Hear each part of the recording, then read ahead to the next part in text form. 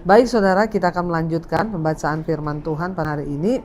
Dan saya percaya bahwa hari-hari ini yang terbaik adalah kita itu harus selalu dekat dengan Tuhan ya. Mendengar banyak berita, mendengar banyak perkara yang terjadi, iman kita harus semakin kuat di dalam Tuhan. Kita akan melanjutkan sekarang pembacaan kita sudah di 2 Tawarik pasal yang ke-35 saudara. Dan hari ini ya judul perikopnya adalah Yosia merayakan Paskah.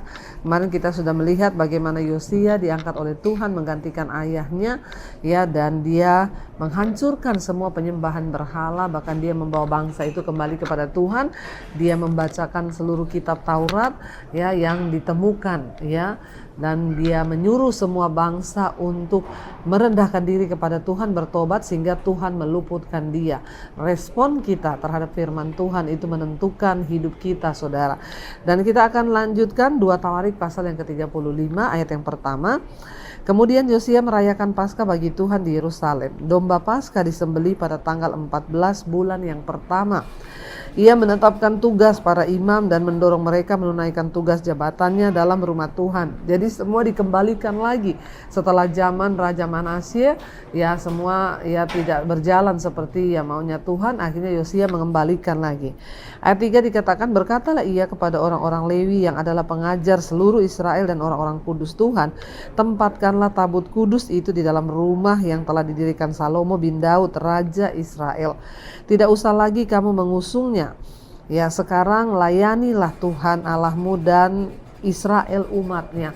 Jadi saudara, Yosia menyuruh kembali untuk orang-orang Lewi kembali kepada tugas mereka untuk melakukan apa yang Tuhan suruh, yaitu apa? Ya, untuk mereka tempatkan tabut kudus di dalam rumah Tuhan yang telah didirikan Salomo Raja Israel, dan tidak usah lagi kamu mengusungnya katanya ya. Sekarang layanilah Tuhan Allahmu dan Israel umatnya. Saudara, dikatakan di sana.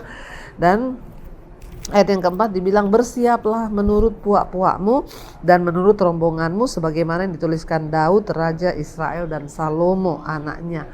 Jadi ya Yosia membawa kembali bangsa itu untuk melakukan apa yang Tuhan mau dan sesuai dengan petunjuk Tuhan. Karena Yosia sangat ya menyadari saudara bahwa ketika kita melakukan semua yang aturan atau semua petunjuk-petunjuk yang diberikan Tuhan, maka disitulah terletak kebahagiaan hidup kita. Ya, hidup kita tidak akan pernah ya mengalami bahagia, damai sejahtera kalau kita itu keluar dari jalurnya firman Tuhan. Saya sudah melihat orang-orang yang tidak menghormati Tuhan, hidupnya itu ya dalam tanda kutip saudara dalam keadaan terkutuk. Artinya tidak baik, semuanya tidak baik. Dia melihat anak-anaknya tidak takut Tuhan, hidupnya ya kacau balau. Kenapa saudara? Karena kita tidak menghormati Tuhan, tidak menghormati firman Tuhan. Karena itu Yosia sangat menyadari akan hal ini. Dia membawa kembali bangsa itu, mengingatkan para orang Lewi untuk mengajarkan apa yang benar yang menurut Tuhan ya.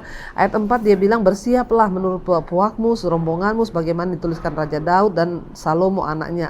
Ayat 5, berdirilah di halaman tempat kudus ya menurut golongan puak saudara-saudaramu yang lain, yakni kaum awam dengan satu rombongan puak orang Lewi untuk tiap golongan saudara-saudaramu itu.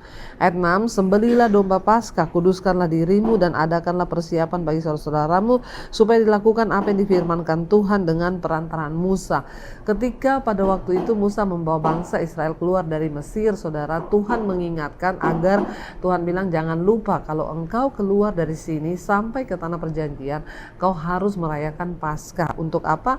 Untuk mengingat bahwa Tuhan pernah melepaskan engkau dari tangan Mesir, dari perbudakan, dan dibawa kembali kepada ya tanah perjanjian. Jadi Paskah itu dilakukan untuk memperingati bagaimana mereka keluar dari Mesir dan masuk kepada tanah perjanjian. Ayat yang ketujuh, Yosia menyumbangkan kepada kaum awam sejumlah 30.000 ekor kambing domba, yakni domba-domba dan kambing-kambing jantan yang muda, semuanya sebagai korban Paskah bagi semua orang yang hadir. Selain itu disumbangkannya 3.000 ekor lembu, semuanya itu dari harta milik raja. Jadi Raja Yosia juga mempersembahkan dari ya apa yang dia punya, harta pribadinya saudara, itu disumbangkan sebagai ya domba-domba Paskah. Juga para panglimanya memberi sumbangan sukarela kepada rakyat para imam dan orang-orang Lewi, kemudian Hilkiah, Sakaria dan Yehiel, para pemuka rumah Allah memberi kepada para imam 2.600 ekor kambing domba sebagai korban Paskah, dan selain itu 300 ekor lembu. Jadi menurut dia Raja Hizkia itu memberi sebuah teladan. Dia memberikan dari harta miliknya domba itu, sehingga para panglima-panglimanya dan para orang-orang terkemuka juga ikut memberi, saudara ya. Memang seorang raja, pemimpin itu harus menjadi contoh ya bagi banyak orang sehingga dia bisa diikuti.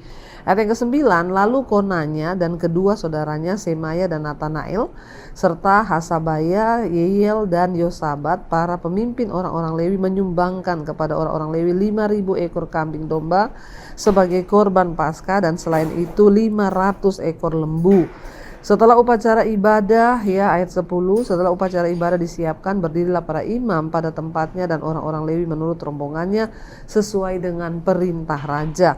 Maka disembelihlah domba Paskah dan para imam menyiramkan darah yang mereka terima dari orang-orang Lewi, sedang orang-orang Lewi menguliti domba itu. Ya, tetapi mereka memisahkan korban bakaran untuk diserahkan kepada kaum awam menurut golongan puak mereka, supaya dipersembahkan kepada Tuhan sebagaimana tertulis dalam kitab Musa. Demikian pula dilakukan mereka dengan lembu-lembu. Ya, jadi saudara, untuk mempersembahkan korban itu bagi orang-orang awam yang tidak punya uang ya. Jadi Raja Yosia berkorban, panglima-panglimanya berkorban, menyumbangkan ya kambing domba untuk dipersembahkan bagi orang-orang awam atau rakyat yang tidak punya uang untuk membeli lembu-lembu ya untuk mengorbankan. Makanya kita bersyukur ya bahwa kita tidak lagi hidup di zaman perjanjian lama yang harus mengorbankan darah lembu, sapi untuk pengampunan dosa, tapi Tuhan Yesus sudah menjadi domba, anak domba Allah bagi setiap kita. Ayat 13 dikatakan, kemudian mereka memasak domba Paskah di atas api sesuai dengan peraturan, sedang persembahan-persembahan kudus mereka masak dalam kuali, belanga dan pinggan, lalu membawanya cepat-cepat kepada segenap kaum awam. Kemudian mereka menyediakan bagi dirinya dan bagi para imam, karena para imam yakni anak-anak Harun sampai malam hari sibuk mempersembahkan korban bakaran dengan segala lemak. Oleh sebab itu orang Lewi menyediakannya bagi dirinya dan bagi para imam yakni anak-anak Harun. Jadi saudara ya, darahnya dipercikan, dipersembahkan bagi Tuhan, tetapi dagingnya dimasak saudara untuk dimakan menjadi makanan ya. Ayat 15, para penyanyi yakni Bani Asaf ada pada tempat mereka sesuai dengan perintah Daud. Asaf, Heman dan Yedutun pelihat raja itu juga para penunggu pintu gerbang ada pada tiap-tiap pintu gerbang. Mereka tidak usah meninggalkan tugas mereka karena saudara-saudara mereka orang-orang Lewi menyediakannya untuk mereka. Jadi Lewi para imam itu dipersilakan untuk melakukan tugas karena yang menyediakan masakan itu orang Lewi ya. Jadi hamba-hamba Tuhannya ya sudah pokoknya melakukan tugas saja ya, tetapi makanan apa segala macam itu disiapkan saudara. Memang seperti itu ya. Jadi para imam itu tidak sibuk memasak, tapi mereka mempersembahkan korban saudara ya. Dan dikatakan demikianlah seluruh upacara ibadah bagi Tuhan ya.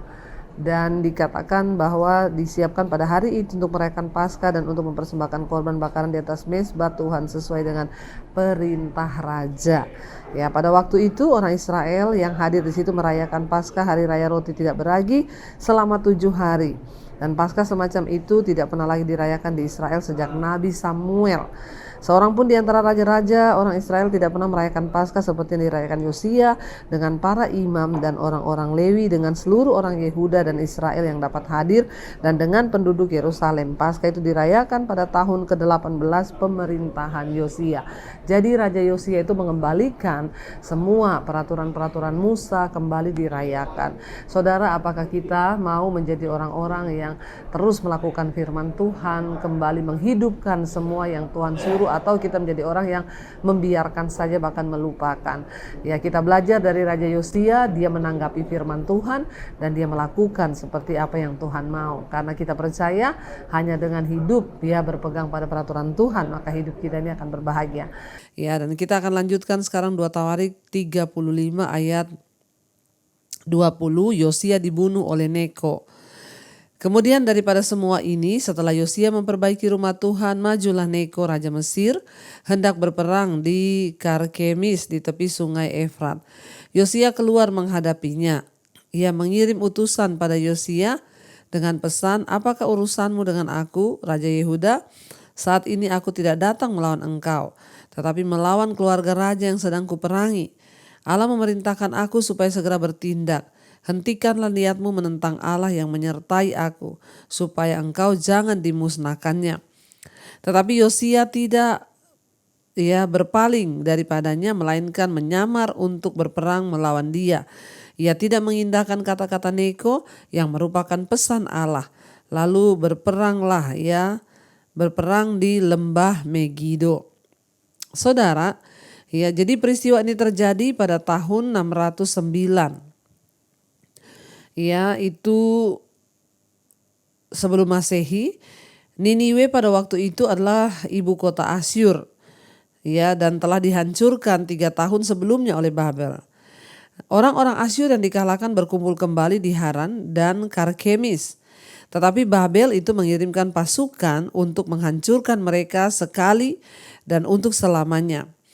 Fir'aun Neko adalah raja Mesir. Kita tahu Fir'aun itu sebutan raja dan ini adalah Fir'aun Neko, namanya Neko. Dia ingin menjadikan Mesir sebagai kekuatan dunia.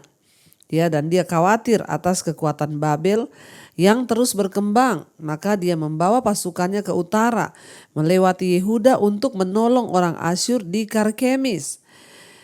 Namun Raja Yosia dari Yehuda itu mencoba mencegah Neko, karena Neko itu melewati negerinya dalam perjalanan mereka pada waktu menuju ke Karkemis. Jadi sebenarnya tujuan dari Raja Fir'aun Neko ini bukan untuk membunuh Yosia, tetapi dia hanya melewati Yehuda karena dia ingin untuk menolong orang-orang Asyur yang ada di Karkemis. Dia menuju ke utara, saudara, tapi lewat di Yehuda. Lalu Raja Yosia itu mencegah dia, saudara, dan justru mau berperang melawan dia. Tapi pada waktu itu Raja Fir'aun Neko ini berkata, aku itu tidak mau berperang melawan kamu. Kenapa kamu melawan aku? Justru aku ini disuruh Tuhan untuk pergi melawan keluarga raja yang sedang aku perangi itu karena orang-orang Asyur dikalahkan dan mereka dikumpul di Karkemis, dan Raja Mesir Neko ini hendak menyelamatkan mereka, saudara. Dan dia bilang, aku ini tidak datang untuk melawan engkau dan perang melawan keluargamu, tetapi melawan raja yang akan aku perangi, tapi bukan engkau. Dan Allah lah yang memerintahkan aku supaya segera bertindak untuk melawan raja yang akan kuperangi itu. Jadi pada waktu itu Neko berkata, kamu tuh jangan menghalangi aku, tinggalkanlah niatmu untuk menentang Allah, karena Allah menyertai aku. Saudara, tapi Yosia itu tidak mendengar apa yang disampaikan, padahal itu adalah pesan dari Allah. Dan akhirnya dia mencegat Raja Neko ini, lalu diajak bertempur, saudara. Dan Yosia ini tidak mau berpaling dari apa yang sudah disampaikan oleh raja itu. Namun sebaliknya, saudara, dia terus maju untuk melawan. Bahkan meskipun Yosia mengikut Tuhan, Allah tidak berpaling dari penghukumannya atas Yehuda karena dosa Manasye dan juga pertobatan Yehuda yang tidak sungguh-sungguh. Jadi Raja Neko ini pergi ke Karkemis dan menahan serangan orang-orang Babel selama 4 tahun. Tapi pada tahun 605 dia dikalahkan oleh Babel. Dan Babel beralih menjadi pusat perhatian sebagai kekuatan dunia yang sangat dominan. Jadi Yosia itu mencegah Raja Neko ini dan hendak berperang melawan dia. Ayat 23 dikatakan, maka pemanah-pemanah menembak Raja Yosia dan Raja berseru kepada orang-orangnya, bawa aku dari sini karena aku luka parah. Orang-orangnya mengangkatnya dari keretanya lalu mengangkutnya dengan kereta cadangannya lalu membawanya ke Yerusalem Kemudian matilah ia lalu dikuburkan di pekuburan nenek moyangnya dan seluruh Yehuda dan Yerusalem berkabung karena Yosia. Dan Yeremia membuat suatu syair ratapan mengenai Yosia Dan sampai sekarang ini semua penyanyi laki-laki dan penyanyi perempuan menyanyikan dan penyanyi yang menyanyikan syair-syair ratapan mengenai Yosia.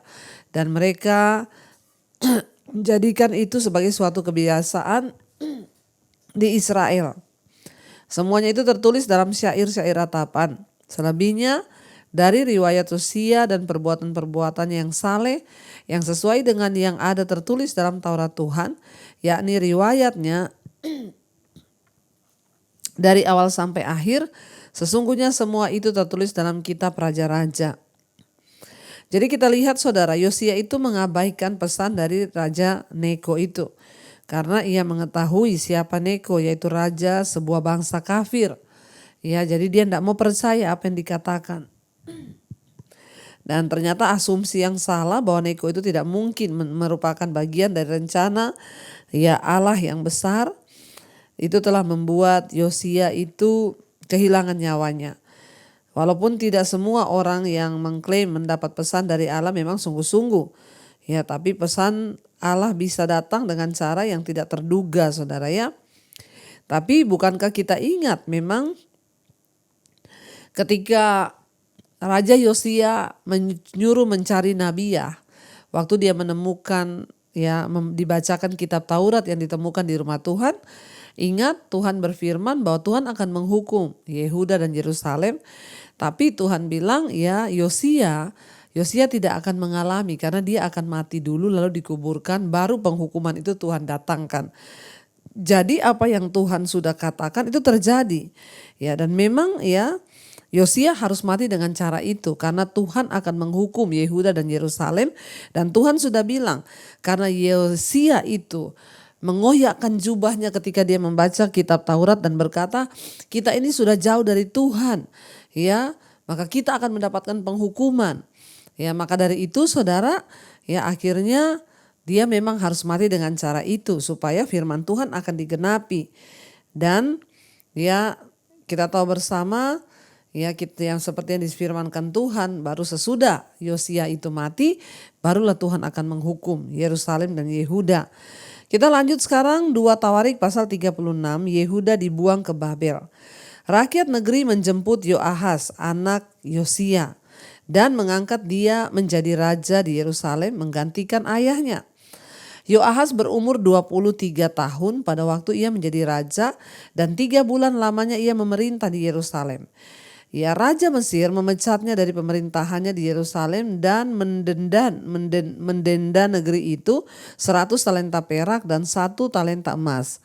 Kemudian Raja Mesir itu mengangkat Eliakim, saudara Yoahaz menjadi raja atas Yehuda dan Yerusalem dan menukar namanya dengan Yoyakim. Tetapi Yoahaz saudaranya itu ditawan oleh Neko dan dibawa ke Mesir. Akhirnya mulai kejatuhan terjadi saudara. Ya, kenapa? Apa yang Tuhan firmankan itu pasti terjadi. Ya, di mana Tuhan berkata dia akan menghukum Yerusalem dan Yehuda, namun sebelumnya ya dia akan memanggil Yosia dulu. Yosia mati dulu dikuburkan baru penghukuman itu datang. Karena Tuhan sudah berjanji Yosia tidak akan mengalami penghukuman itu. Kita mulai melihat ke sini ini mulai terus kejatuhan dari ya Yerusalem dan Yehuda. Ayat yang kelima, Raja Yoyakim. Raja Yoyakim berumur 25 tahun pada waktu ia menjadi raja dan 11 tahun lamanya ia memerintah di Yerusalem. Ia melakukan apa yang jahat di mata Tuhan Allahnya. Jadi ketika Yosia mati, anaknya Yoahaz menggantikan dia. Tapi Yoahaz baru bertugas memerintah selama 3 tahun, dia diturunkan oleh Raja Mesir, dipecat lalu ditahan oleh Neko Raja Mesir. Ya, kemudian Raja Mesir mengangkat adiknya yaitu Eliakim, saudaranya Yoahaz, anak Yosia, dan tetapi namanya diganti menjadi Yoyakim. Ya, dan dia waktu itu berumur 25 tahun pada waktu menjadi raja. 11 tahun lamanya ia memerintah di Yerusalem dan ia melakukan apa yang jahat di mata Tuhan. Perhatikan, mereka mulai lagi melakukan apa yang jahat di mata Tuhan. Nebukadnezar, ya Raja Babel, maju melawan dia, membelenggunya dengan rantai tembaga untuk membawanya ke Babel. Juga beberapa perkakas di rumah Tuhan dibawa Nebukadnezar ke Babel dan ditempatkan di istana ditempatkan di istananya di Babel. Selebihnya dari riwayat Yoyakim, segala kekejian yang dilakukannya dan kesalahan yang ada padanya sesungguhnya semuanya itu tertulis dalam kitab Raja-Raja Israel dan Yehuda. Maka Yoyakin anaknya menjadi raja menggantikan dia. Jadi Yoyakim mati diganti oleh anaknya Yoyakin, ya. Saudara, Nebukadnezar itu adalah anak dari pendiri kekaisaran di Babel. Dia yang baru, ya. Jadi tahun 605 sebelum Masehi, yaitu di tahun di mana dia menjadi raja, Nebukadnezar memenangkan sebuah peperangan di Karkemis dan kekalahan itu menghantam Asyur, saudara. Dan akhirnya Yoyakin ini diangkat dia menjadi raja menggantikan ayahnya, yaitu Yoyakim tadi. Yoyakin berumur 18 tahun pada waktu ia menjadi raja dan 3 bulan 10 hari lamanya ia memerintah di Yerusalem. Ia melakukan apa yang jahat di mata Tuhan. Cuma 3 bulan dia memerintah. Mulai jatuh terus nih kerajaan Yehuda, saudara. Ya, pada pergantian tahun Raja Nebukadnezar menyuruh membawa dia ke Babel beserta perkakas-perkakas yang indah-indah dari rumah Tuhan. Dan Sedekia, saudara ayah dari Yoyakin, menjadi raja atas Yehuda dan Yerusalem. Ya, jadi kita lihat, saudara, tapi sudah begitu juga mereka ini tidak bertobat. Mereka terus melakukan apa yang jahat dan apa yang jahat di mata Tuhan. Ya, dan kita lihat sekarang ayat yang ke-11, Raja Sedekia. Sedekia berumur 21 tahun pada waktu ia menjadi raja dan 11 tahun lamanya ia memerintah di Yerusalem. Ia melakukan apa yang jahat di mata Tuhan Allahnya dan tidak merendahkan diri di hadapan Nabi Yeremia yang datang membawa pesan Tuhan. Ya, jadi tidak ada takut Tuhan, tidak menghormati hamba Tuhan, Nabi pun dia tidak hormati, saudara. Lagi pula ia memberontak terhadap Raja Nebukadnezar yang telah menyuruhnya bersumpah demi Allah. Ia menegarkan tengkuknya dan mengeraskan hatinya dan ia tidak berbalik kepada Tuhan Allah Israel.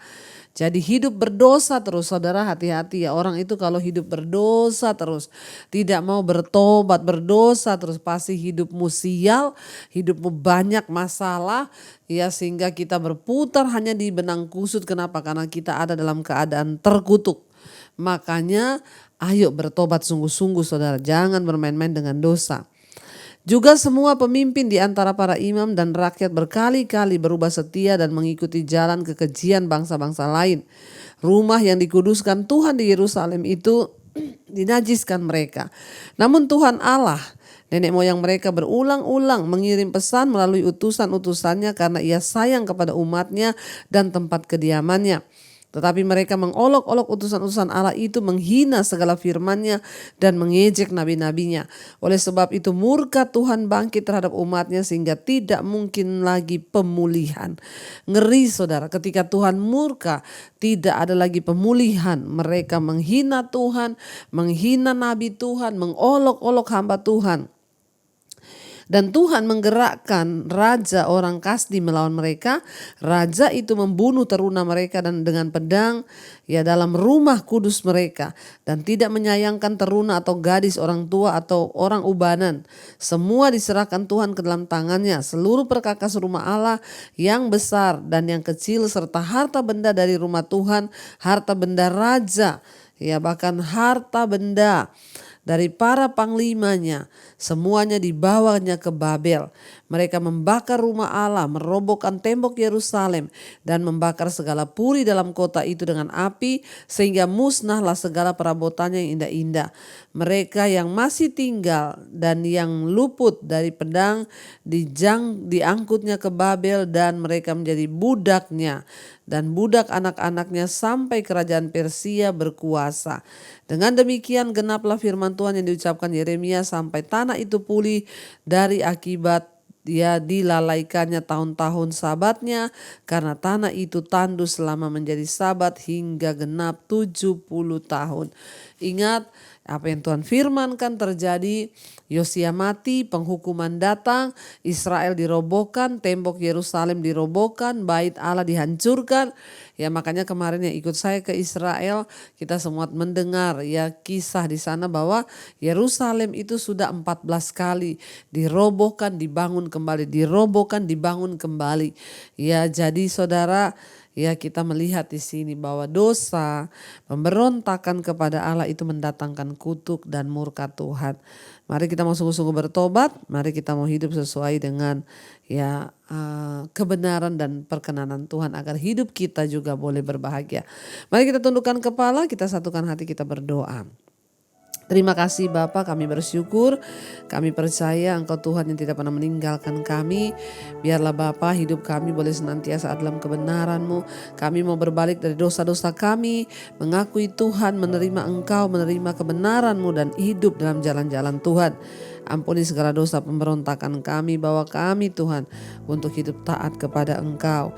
Kami mengucap syukur Tuhan buat hari ini, roh jiwa dan tubuh kami serahkan dalam tangan Tuhan. Setiap anak-anak-Mu, jemaat-Mu Tuhan yang mengalami masalah, persoalan, mereka yang sedang ada dalam pergumulan yang berat, mereka yang tertekan, mereka yang sedang dalam masalah keuangan, hutang piutang, Tuhan turut bekerja mendatangkan kebaikan. Hamba berdoa Bapa, lepaskan setiap mereka yang terikat, dibebaskan Tuhan, dan hidup kami boleh berbahagia dalam tangan Tuhan. Kekuatan demi kekuatan Tuhan melimpah atas setiap mereka yang sedang mengalami ujian iman. Sembuhkan yang sakit dalam nama Tuhan Yesus. Letakkan tangan-Mu saudara di dada, di bagian yang sakit dimanapun, katakan aku percaya Tuhan Yesus sanggup menyembuhkanku. Berkati setiap mereka rindu punya keturunan. Tuhan Engkau turut bekerja, memberi keturunan ilahi Tuhan. Yang mencari pekerjaan, Tuhan buka jalan. Kami tahu ketika kami sungguh-sungguh berbalik dan hidup dalam kebenaran-Mu, meninggalkan dosa-dosa kami, maka Engkau Tuhan yang turut bekerja mendatangkan kebaikan di hidup kami. Tuhan terima kasih buat pemulihan demi pemulihan dalam rumah tangga. Terima kasih pemulihan demi pemulihan dalam usaha, pekerjaan, bisnis kami. Kami hanya berserah kepada Tuhan, biar kehendak-Mu yang jadi. Yang ingin menjual aset, Tuhan pertemukan dengan orang-orang yang terbaik. Kami percaya biarlah hidup kami menjadi kesaksian bagi nama Tuhan. Kami berdoa bagi bangsa dan negara kami Indonesia, lawatan Tuhan turun atas Indonesia. Biar Indonesia menjadi negara yang takut Tuhan, rakyatnya menghormati Tuhan, meninggalkan dosa, berbalik kepada Tuhan, menerima Engkau sebagai Tuhan dan Juru Selamat. Berkati juga Bapak Presiden Tuhan, Pak Jokowi, Engkau memberkati apa yang sudah dilakukan buat bangsa kami. Tuhan terus memberkati dan membalaskan bahkan semua program yang sudah dibuat. Kami tahu biar Tuhan turut bekerja mendatangkan kebaikan. Roh takut akan Tuhan ada di atas bangsa kami, dijauhkan dari kerusuhan, pertikaian di dalam nama Yesus. Berkati juga semua bangsa-bangsa di 5 benua, Asia, Afrika, Amerika, Eropa, Australia. Biarlah orang berlomba-lomba meninggalkan dosa dan kembali kepada Tuhan. Terima kasih Bapa, roh jiwa dan tubuh kami serahkan dalam tangan kasih kuasa-Mu. Mari saudara buka hati dan tangan-Mu, terimalah kiranya berkat, rahmat, anugerah dari Allah Bapa, cinta kasih Tuhan Yesus Kristus, bahkan penyertaan Allah Roh Kudus turun atas hidup kita mulai hari ini bahkan sampai kali yang kedua. Tuhan Yesus datang kembali menjemput kita, nama kita tercatat dalam kitab kehidupan. Dalam nama Tuhan Yesus yang percaya diberkati Tuhan, katakan bersama, amin, amin, amin. Tuhan Yesus memberkati saudara, shalom dan Immanuel.